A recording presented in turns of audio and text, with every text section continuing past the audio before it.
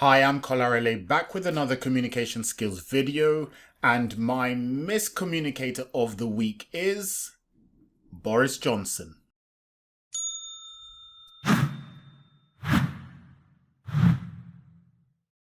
So this week, Boris Johnson sat down with Susanna Reid of Good Morning Britain, which is kind of a really important morning show in the UK, for a very long-awaited interview. And it came at a pretty important time for his leadership. He's facing a number of pretty serious challenges, including Partygate, which is him throwing parties apparently in Downing Street whilst the rest of the country was locked down under his rules. There's also a cost of living inflation crisis, the Ukraine war, and local elections coming up in the country. So it was an important moment for him to sit down, and unfortunately he did not do that well. So that is why he is my miscommunicator of this week. We're going to go through the video with a couple of pointers as to what he did wrong, and of course how I think he should have done it better. Coming right up.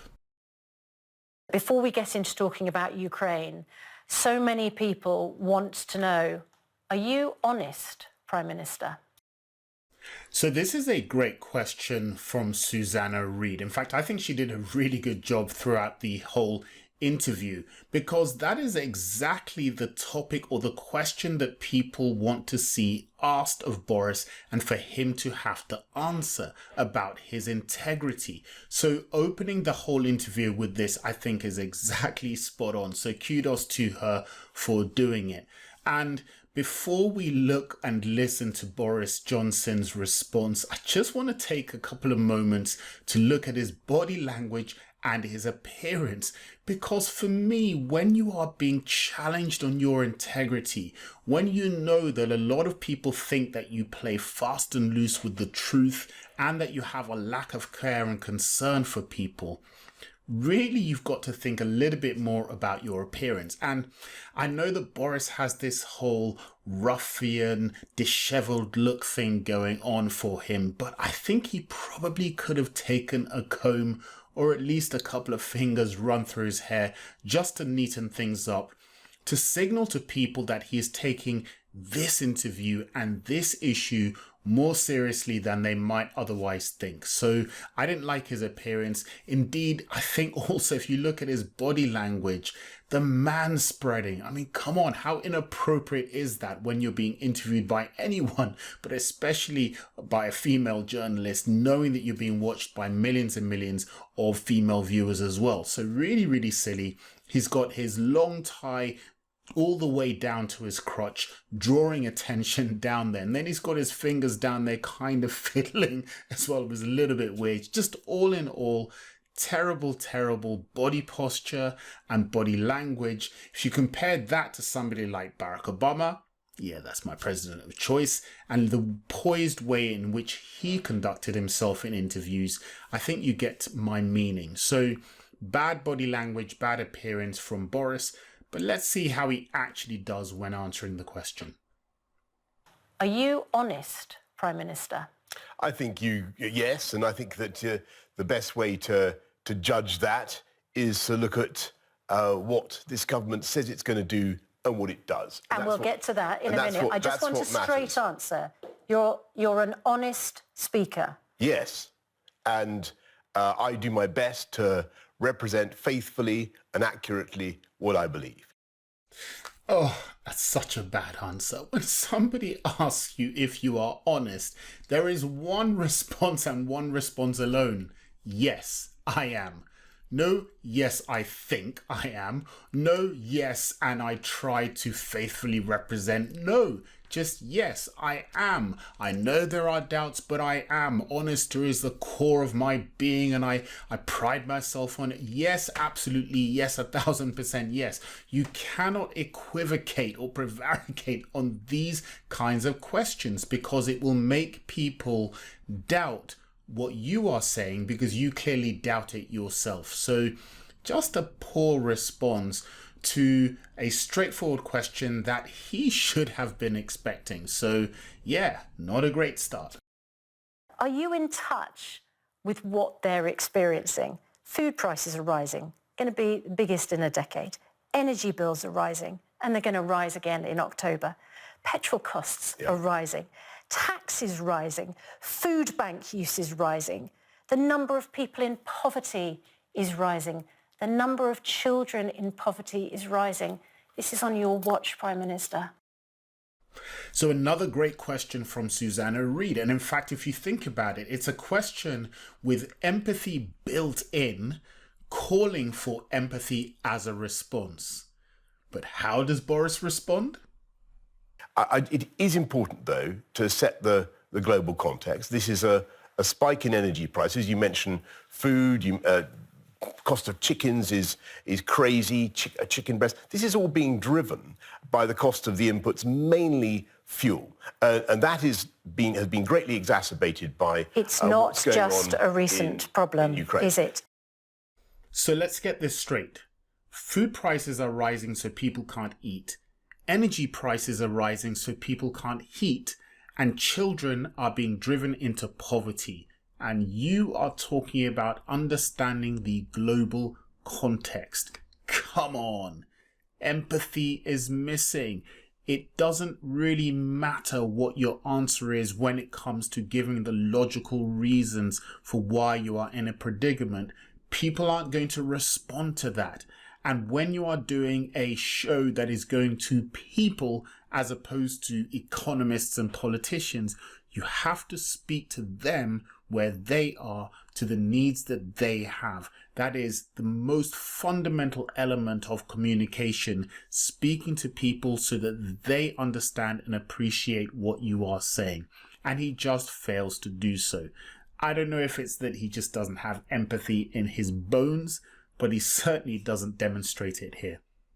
I accept that those contributions from the taxpayer, because that's what it is, taxpayers' money, isn't going to be enough immediately to help cover everybody's costs. Of course, that isn't going to work enough in the short term. So you acknowledge you're not doing everything you can. There is more that we can do. Yes. But the crucial thing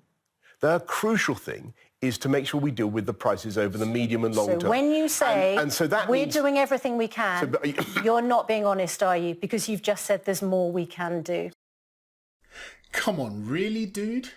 You're being asked what you're going to do about children that can't eat, can't heat, that are starving, and your answer is, you know that you're not doing enough in the short term, but you're more concerned about the medium term.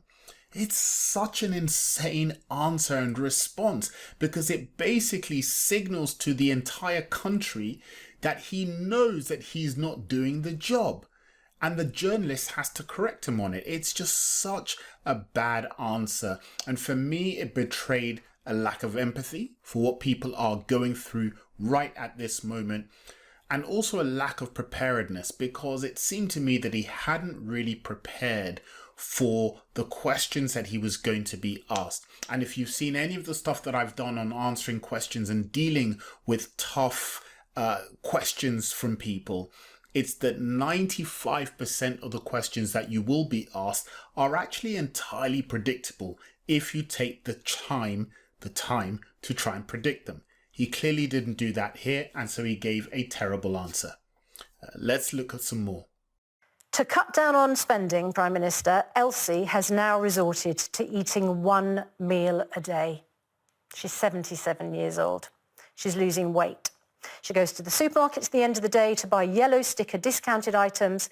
She gets up early in the morning to use her Freedom bus pass to stay on buses all day to avoid using energy at home. So this part of the interview has become known as the Elsie moment because the journalist does a great job of personalizing the troubles, bringing an individual real-life person into the situation and putting it to the Prime Minister so he can't just get lost in abstract responses about the billions they're pumping in or the generations or all that kind of stuff. She's brought it down to an individual perspective, exactly what she should be doing as a journalist. Now, there is really only one approach that you can take when you are asked a question like this, personalized to somebody that you don't know, but is nevertheless highly relevant to your viewers. Say it with me. Empathy. Empathy.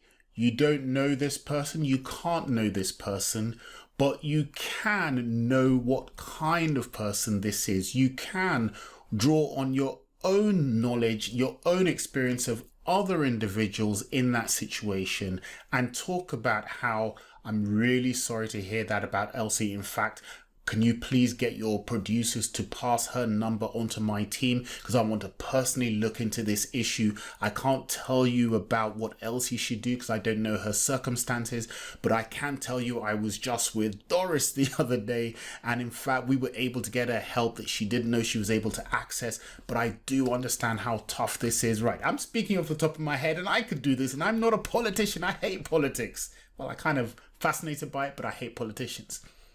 That is what he should have done, or something akin to that, because it's all about empathy. So of course that's what Boris does, right? Just to remind you that the 24-hour freedom bus pass was something that I actually introduced, just parenthetically. Marvellous. So Elsie should be grateful to you for her bus pass. But what else should she cut back on? There are plenty of... You narcissistic nincompoop. You're being asked about a poor old lady who's having to ride the bus all day because she can't get heat in her home, and your thought is about how you introduced the freedom bus pass that allowed her to do that? Really? I mean, factually, it's not even true. He didn't introduce it because, you know, Boris and lying kind of go hand in hand, allegedly. But even if it was true, so what? You shouldn't be thinking about yourself in that moment. You should be empathizing with Elsie. You should be showing to your viewers, to your country, to your people that you care more about them than you care about yourself. It's called empathy. But of course, he just can't do it, which is why he defaults to, how is this going to be about me? It's such a bad response, and you can tell from the journalist's look that she cannot believe it. She responds saying, so what, she should be grateful to you for the bus pass. It completely misses the point. The rest of the interview is just as bad. We'll look at just one last thing where he is asked about the fact that during lockdown he seems to have been partying with his staff members in 10 Downing Street, the house of the country, basically, for its leaders. And so he's asked what he wants to say. So, you know, maybe you think by this stage he's going to get it about empathy and showing how he cares and his feelings. But is that what he does? Why did people who made the laws that the rest of us stuck to scrupulously not keep to them? I think you know what I'm going to say on this, Susanna, and I've apologised for the things that we got wrong during the pandemic, and I repeat those apologies. Yeah, so you're given the chance to apologise to the millions of people watching. They don't watch you in Parliament every week because they actually have lives, unlike me, because I do watch Prime Minister's Questions Time. So they haven't seen you apologise as you did in Parliament. You have the opportunity to look at them in camera and say the words so they can hear it for themselves come out of your mouth. But no, your response is, well, I apologise before, and really you've got to wait for the results of the investigation. Just a fudge. And it basically gives the impression that he really just doesn't care, which explains why when people are asked what is the one word you most associate with Boris Johnson, their answer is liar. I'm afraid this piece of communication did nothing to challenge that assumption and that belief about his conduct. And that is why he is my miscommunicator of the week. Hi, thanks for watching, and if you enjoyed this video and want to start working on your communication skills, just scroll down till you find my links and get in touch. Cheers.